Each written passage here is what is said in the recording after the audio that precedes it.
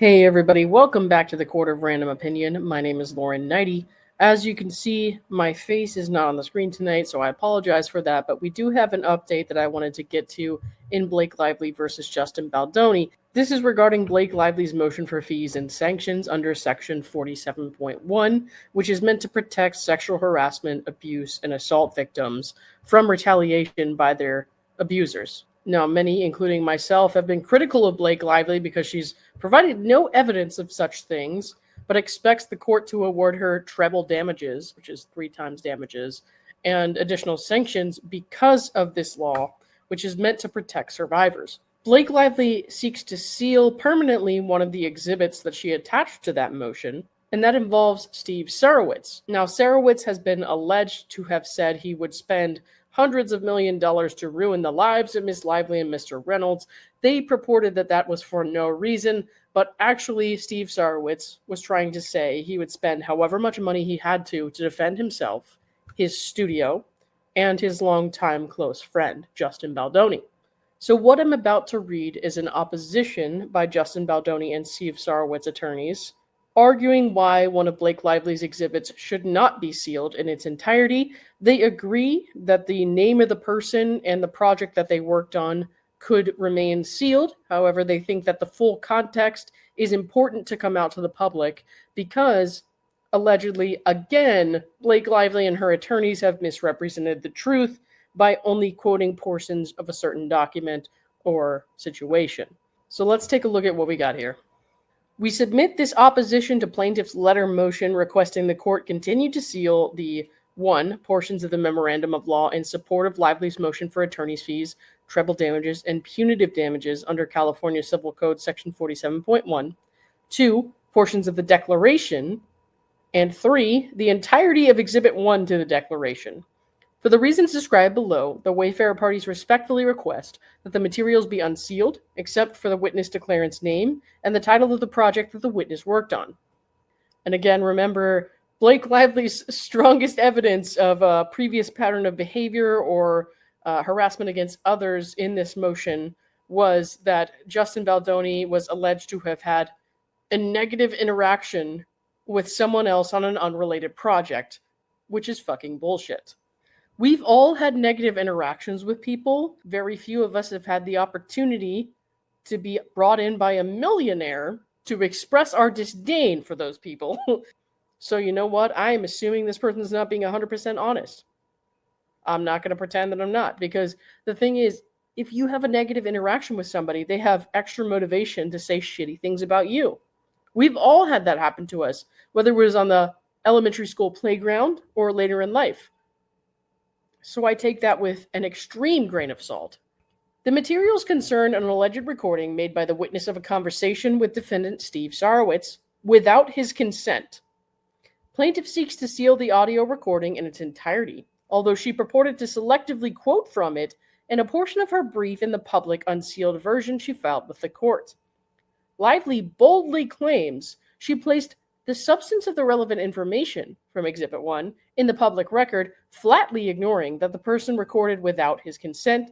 Mr. Sarowitz should be allowed to have the entire recording made public to ensure accuracy and provide context. As previously stated by this court, the Supreme Court and Second Circuit have long held that there is a presumption of immediate public access to judicial documents under both the common law and the First Amendment. Materials filed in connection with dispositive motions, such as motions to dismiss, are judicial documents entitled to this presumption. Where the presumption of public access is at its strongest, as it is here with respect to the materials, the presumption only can be overcome by countervailing considerations in extraordinary circumstances. Although a third-party witness's name may be redacted to protect their identity prior to trial, the redactions plaintiff requests are not narrowly tailored to serve the interest of protecting the personal information of the non-party.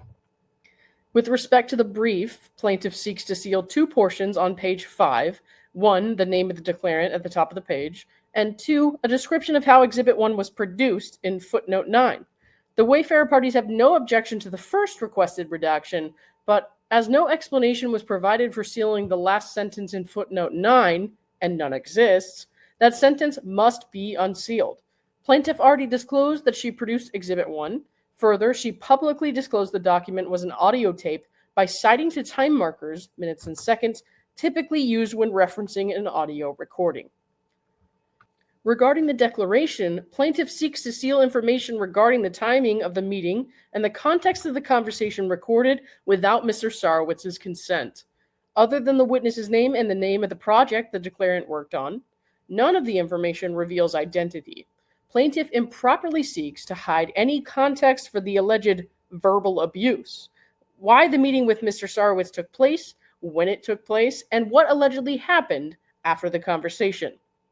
Finally, plaintiff does not provide any explanation why Exhibit 1 to the declaration must be sealed, other than it would invite additional media coverage, which she is concerned will be adverse to her. I mean, we all know that at this point.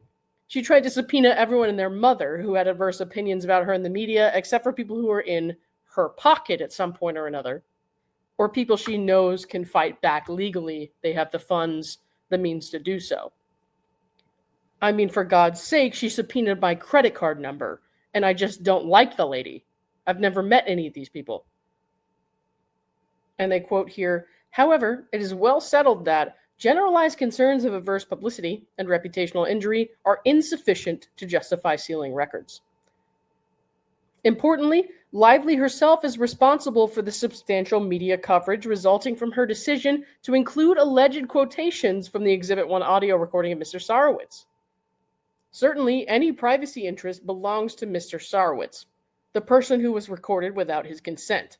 He should be permitted to have the public hear the entire audio recording and not be confined solely to Lively's flawed and out-of-context purported transcription of the audio recording. And that was written by Ellen Garofalo. So it sounds like we might have that audio recording released, and it may provide some additional context. I can't say I'm too shocked. Blake Lively and her attorneys seem to use the sealing and redaction process as a weapon. They use it selectively, and they don't care who it affects as long as it doesn't affect them. They hid behind the tag disclosures, thinking that they could get away with it. Their bluff got called. Tag said, go ahead, release our disclosures, and then they had egg on their face. So I'm just telling you right now, anything that's redacted from the Lively parties, you can't really put too much stock into it. I look forward to hearing more context surrounding this alleged recording. All right, that's all I got for now, everybody. Thanks for listening, and I will see you all soon. Bye.